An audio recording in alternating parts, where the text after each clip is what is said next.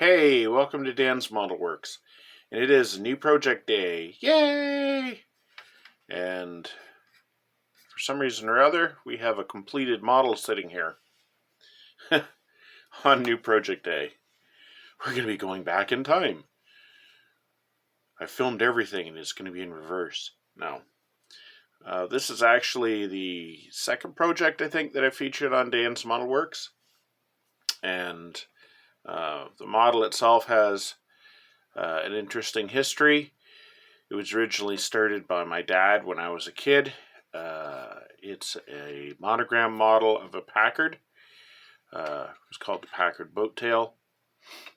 And as usual with his models, he started it and never finished it. And I had, let's just zoom in on the engine here.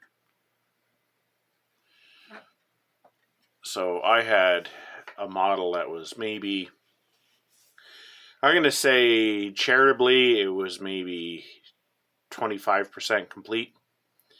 And then I finished it with his blessing. And yeah, this was probably the second project that I ever put on Dan's Model Works. And it wasn't the sort of kit that I had enjoyed building in the past. Like, I was more of a car, armor, and some plane models, but they were basically what you'd call normal everyday cars. I hadn't really ever done an antique car like this or a luxury car like this, and I really enjoyed the fancy wire wheels and stuff like that.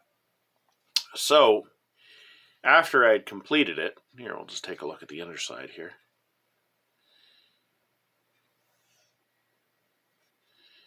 After I completed it,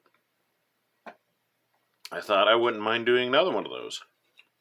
So after completing it, I had thought, you know what, I wouldn't mind doing another one of those in the same sort of vein. A classic chrome fancy car. So this is where this came in, right here. And it's a 1927 Lincoln, and it says it's a lock-bodied Sportster. And basically what this means is the company that built the coachwork, the body itself for it, was the Lock Company. And that was common with luxury vehicles at the time, where the chassis, the engine, and basically the grille, that was handled by the vehicle manufacturer, whether it be Packard, Lincoln, Rolls-Royce, that sort of thing. They would build the bones of the car, and then another company would build the actual body and superstructure here. So looking at this here, says price $30. Now that I'm trying to remember if I got this at a model flea market, or whether I got this online from oldmodelkits.com. I honestly don't remember which source I got it from. But anywho, the original manufacturer of the kit was MPC, probably in the 70s. If we look at the box here, you can see the features of the kit. It's got an authentic engine, interchangeable convertible top and boot, steerable front wheels. That'll be cool if they work. Vinyl tires with white wall inserts. And the other side here is just a broadside of it. So let's open this up and see what we got. So I know I've looked in this kit a number of years ago, but I honestly don't remember what we have in here if somebody's taken all the parts off the sprues or what have you.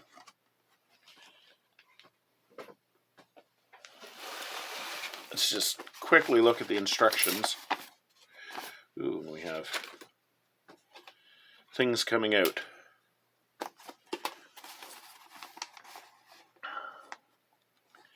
So we start with the engine, which is normal.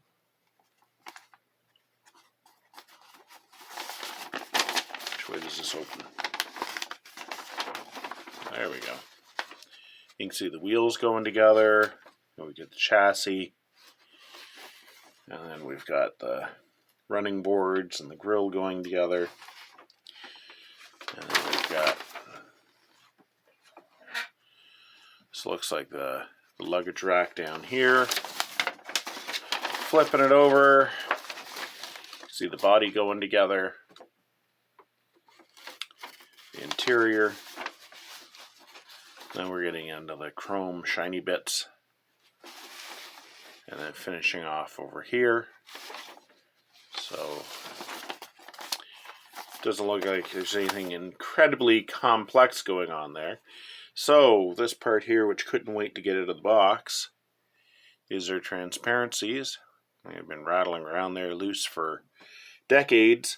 Get a bit of a scratch on this piece. We can probably take care of that. It has separate lenses for the headlights. They look kind of nice. And the other thing I couldn't wait to get out was this decal sheet.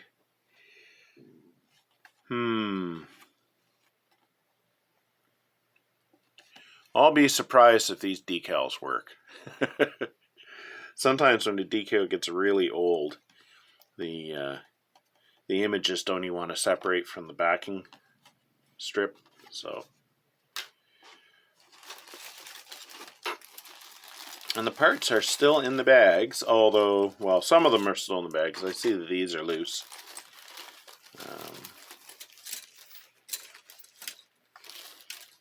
Being careful that we don't... it was stapled closed. You can see me cutting my hand on the staple here.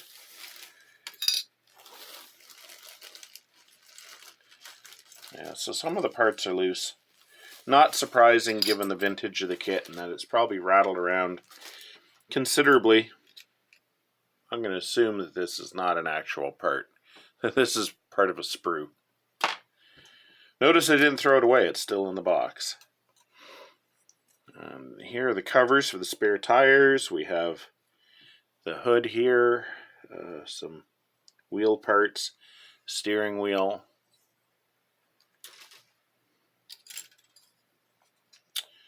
Here we've got the floorboard and looks like where the steering wheel comes through.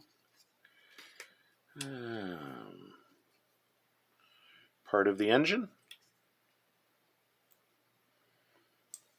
And a rectangle with a hole in it.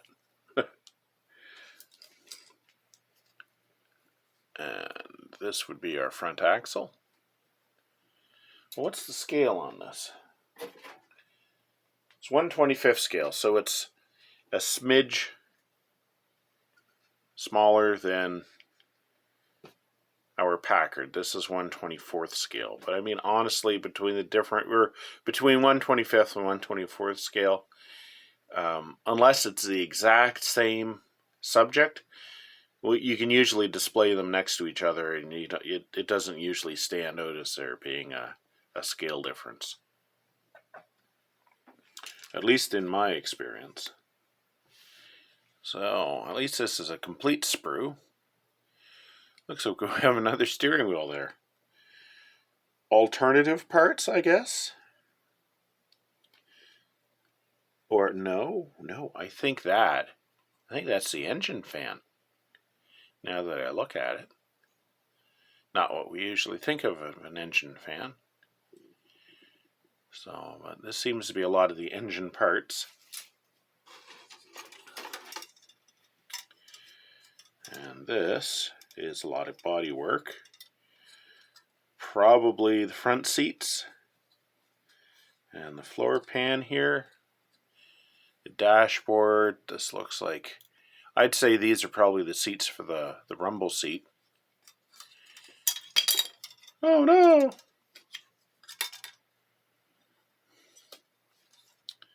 And these are... Oh, I bet these are the interior body panels. I was going to say, they don't look very smooth for being the bodywork, but these be the interior body panels, like the inside upholstery.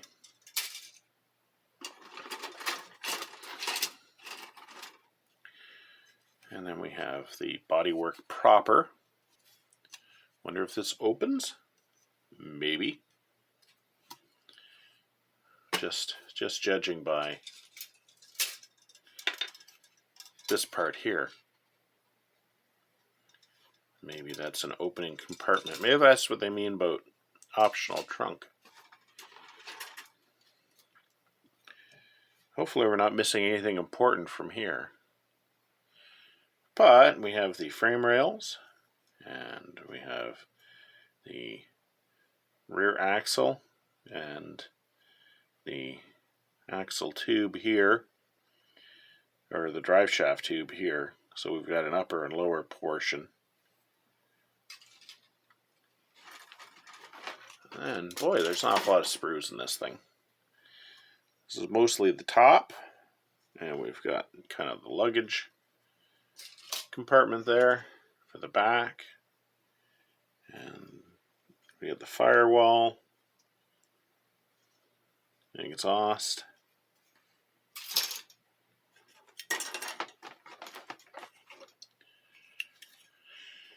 We have the random box floating around the box. Okay. This is chrome sprue, and we've got a couple of chrome sprues. We appear to have the wire wheels. And I see the headlights. There's the windshield surround. Yeah, I'm thinking that weird part that we first had out was probably a sprue part. The chrome sprue probably had these spikes so they could dip it into the chrome plating solution. So we have another set of wire wheel parts, and this is probably a case of you're adding an inner to an outer. We've got the grille surround, and what is going on with this? Is the engine block chromed? I just looked up that the engine block of these Lincoln L's, because that was the first model in the 1920s, the engine should be Lincoln gray. So I'm thinking that this chrome is probably going to have to go. Alright, okay, we've got our loose parts here. We have our fenders and kind of a floor pan, I guess, right there. This would be the front, I'm guessing. Let's see what we got here. Got our wheels. Still somewhat flexible, that's nice. They haven't reacted chemically to anything that I can tell. Oh, have you ever had an old kit, you get into it and one of the tires has been laying up against something, like the windshield, and has reacted to it and they've started fusing together? That's a pain. But anyway, I'm counting 4 tires. 4 tires, says the count. And 4 white walls. So that is good that we're not missing anything major there. We have a couple of other parts rattling around. Yeah. We've got this, very important part. We have this, a very important part. Then we have this little round thing. Very important. We don't want to lose that. So these are all the parts. I'm really excited to be getting into this, and this is actually not what my next project was going to be. My next project was going to be something quite a bit more modern, but I ran into a roadblock with some parts that I wanted for it, so as I was staring at my stash, I looked at this, and it leapt off the shelf and bit me in the leg and said, "You're building me next." So this is what I'm building next. This is one of the reasons why in the comments I don't promise what I'm going to work on next. Because sometimes I build what strikes my fancy. This project seems like it's going to be pretty fancy. Anywho, I'll bring you back when I start sticking parts together. So remember those two chrome parts I was concerned that were the engine blocks? You can see I've got them in a tray here, and they're not chrome anymore. Now the insides are, but the outsides are pretty much chrome free. I just hit them with some oven cleaner, and that was about maybe 4 hours ago, 5 hours ago. It wasn't that long ago. So this doesn't always work, but when it does, it works pretty good.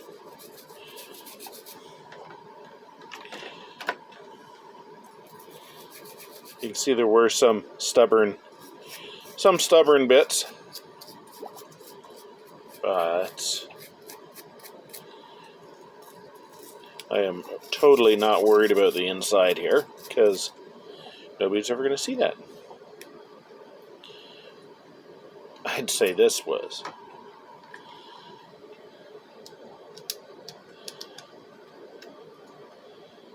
about 95% effective.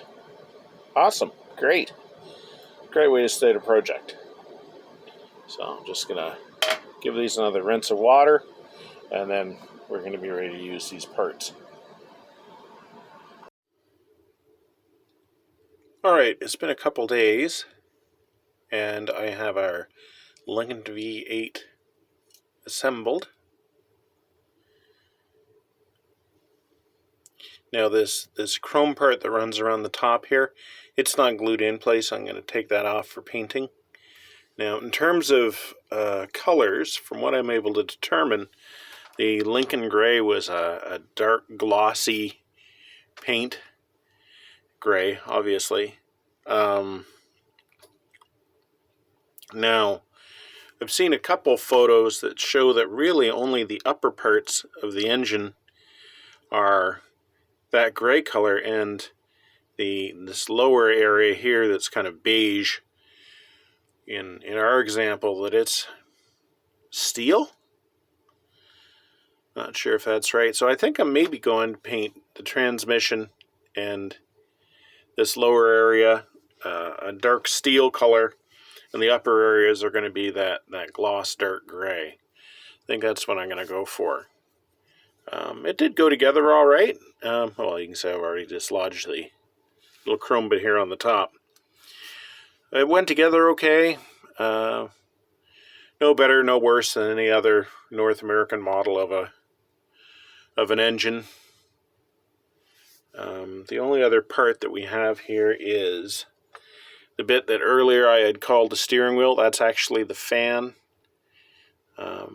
It's separate just to make it a little bit easier to paint. I didn't think there was any advantage to keeping the pulley off till later, mostly because it's a pretty simple part. So there is supposed to be one little chrome part on top of here, and it's not on the sprue. So it's obviously broken off sometime during transit. So I'll have to replace that with little fribbits of plastic and give it a bit of silver paint later on. I'll bring you back after I got some paint on this thing. So as you can see, I've got paint on our engine now. Basically the upper part, I did that in a very dark gray. I went online to look for examples of Lincoln Gray. And, well, what I saw was a fairly dark gray, at least on the engines, which was supposed to be Lincoln Gray. I also saw a bunch of other colors, so I'm thinking, since these were all restored engines, who knows if they decided to go with the correct engine color. So the lower part, the block, I went with gunmetal for that, because a lot of them, the lower part of the engine wasn't painted. We went with steel for the transmission. The fan is not mounted yet because the engine is actually kind of an integral part of the chassis in this model. So there's going to be quite a bit of fooling around when I put the chassis together, and I'm like, why have it on there if it can get snapped off?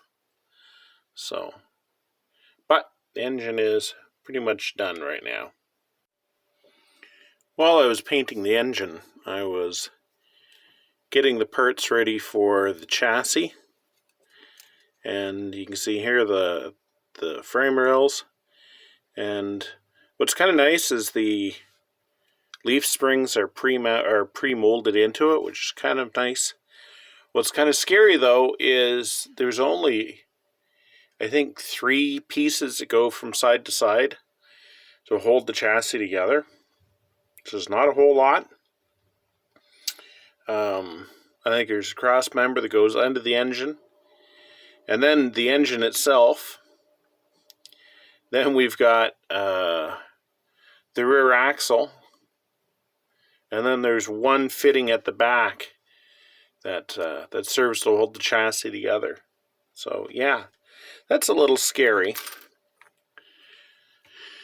This piece right here is the fuel tank, at least I assume it is.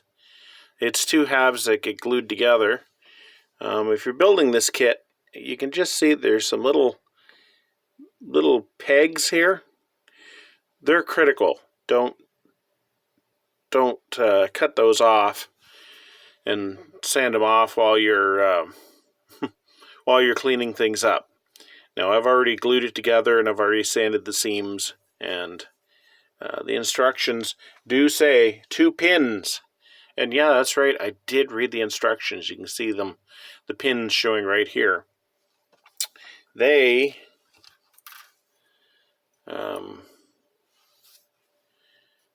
allow you to mount it to this cross member right here.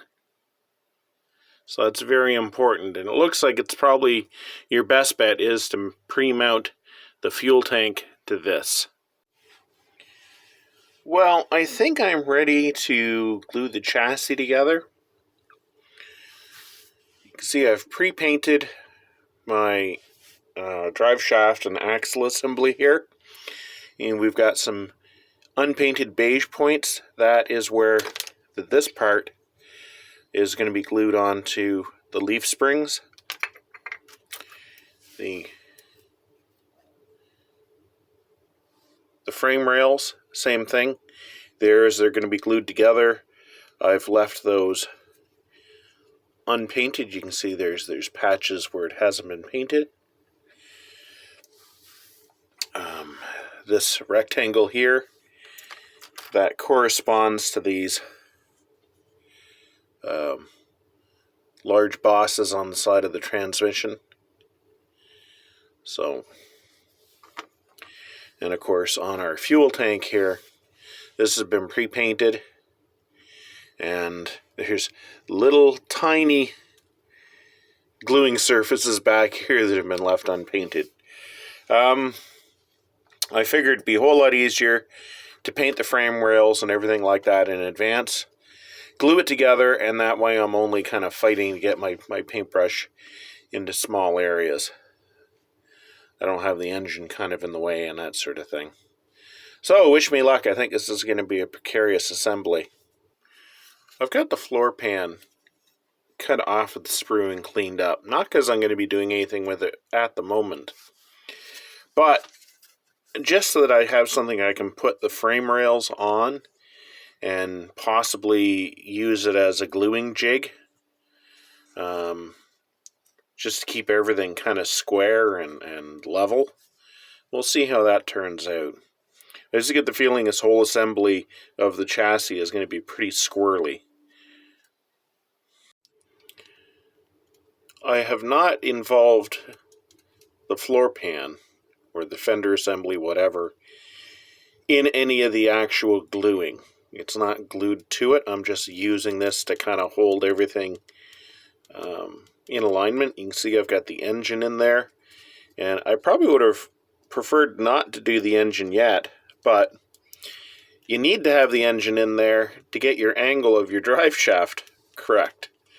So yeah, because that's a heavy assembly to be putting in there. But on the other hand, it does have two decent gluing surfaces here. There's another one up here you can see, and I failed to clear away the paint in advance, so that's going to have to be super glued. You can see that bit right there. That shouldn't be a problem. Now I'm using my fairly fast-acting model cement here, so this will be firmed up pretty quickly. At least it'll be able to take my hands off it. I'm not going to worry about the fuel tank yet. It goes in back here, and there's a fair amount of flex. I should be able to pop that in without too much problem. But they didn't make it easy, and I don't know what I'm expecting MPC to have put in some extra cross members. I mean, clearly those cross members were not part of the original car. I'm thinking this chassis must have been pretty much a noodle without everything all attached to it. I have the chassis just sitting here inside the floor pan or fender assembly, whatever you want to call it, and I've just been letting it sit here overnight. I just want all the glue to set up. I don't want to take it out and then have it pick up some sort of a weird warp or anything like that. I'm going to be adding some super glue in some spots to toughen things up. But yeah, ended up going a little bit easier than I thought. It was still very fiddly. But we'll see what it's like when we get a few more parts glued onto it. It's been a couple of days. I've since added the fuel tank here. And, there's still a fair amount of flex, but once we get it glued onto that floor pan or fender assembly, like I said, it's not clear exactly what it should be called. It should be okay. And the nice thing is it dried sitting in contact with it. So the next major thing that's going to go on is going to be the front axle, which goes on right here, as you would expect. Now, the kit comes with an elaborate steering assembly where if you turn the steering wheel, you can get the front wheels to actually steer. And it's fairly complex. And let's just grab you here. You can see it has a tie rod and everything like that. And then if we move over to here, you can see, do not cement, and there's an actual little gear and everything like that. Yeah, I'm not going to bother trying to make the steering functional. I've never really had a lot of luck with these sorts of assemblies. Not that I can't get them to work. Usually they work, but usually they break almost immediately. Then you end up putting tons of glue on them to hold them together. And I'm kind of thinking, you know what, we're just not going to go there this time around. So I have started putting the front axle assembly together. You can see this is one of the pivots, and this is where the tie rod's going to go right there. But I seem to be missing half of the other assembly that goes on the other end. There were a lot of parts that were loose in the bag, and the sprues seem to be just kind of falling apart in my hands, so I'm going to look a few more times and see if I can find it. If not, I'm going to have to bodge something together.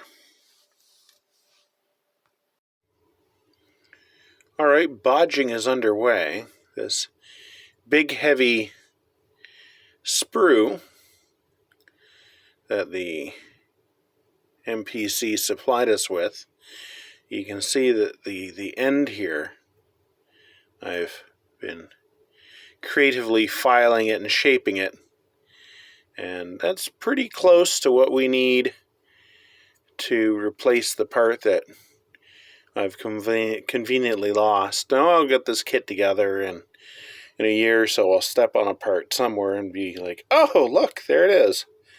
So, but I'm not upset that it's not going to pivot and steer. So we'll get this part removed and glued on and see how it goes together. While waiting for glue to set up on our chassis, I've been kind of picking away at the wheels. And here's one completed, and they look pretty good. Very, very nice and intricate looking. When you go to put these together, here's a couple of words of warning. Make sure you paint the brake drum here first. And you want to do that even before you test fit, because you can't test fit this stuff. Basically, when you put it together, it wants to stay together. This one is together with no glue whatsoever. This assembly here, you can see this is your brake drum at the back. And then there's a little plastic pin that goes through the chrome bit. And you'll have no problem keeping that part separate so it can roll. But yeah, even without glue, once you shove this in, it wants to stay in there. And then the fit of the wire bits inside the tires themselves is extremely tight. So you're probably never going to have to glue it at all. You can see I've scraped away the chrome here on the bits that are going to, engage with each other. But if the first wheel is any example, that'll be unnecessary. Here's how our front axle went together with our bodged part. So that didn't turn out too badly. And as I said earlier, I wasn't planning on having it steer anyway, so no real loss. And I think it looks pretty good.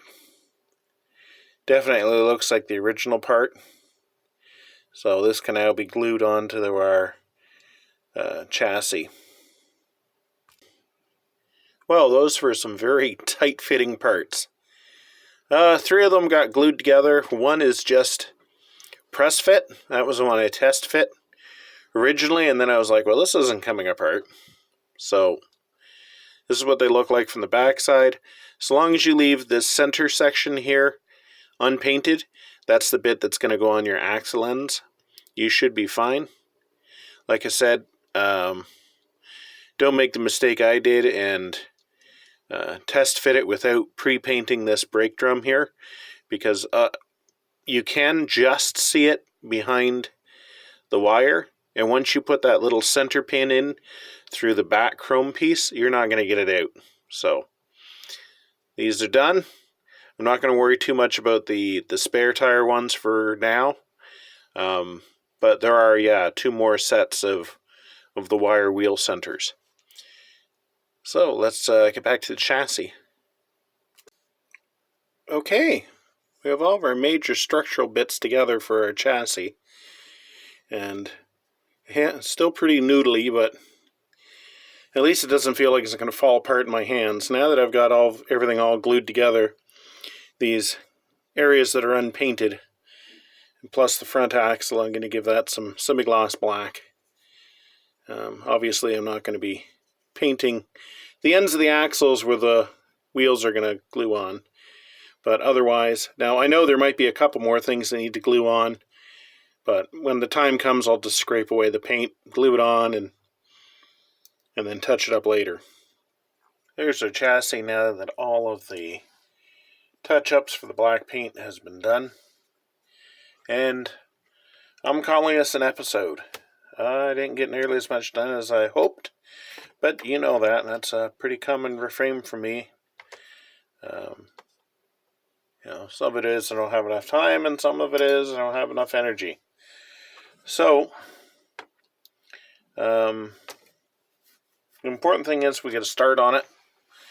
You get the chassis together, the wheels together, and that sort of thing.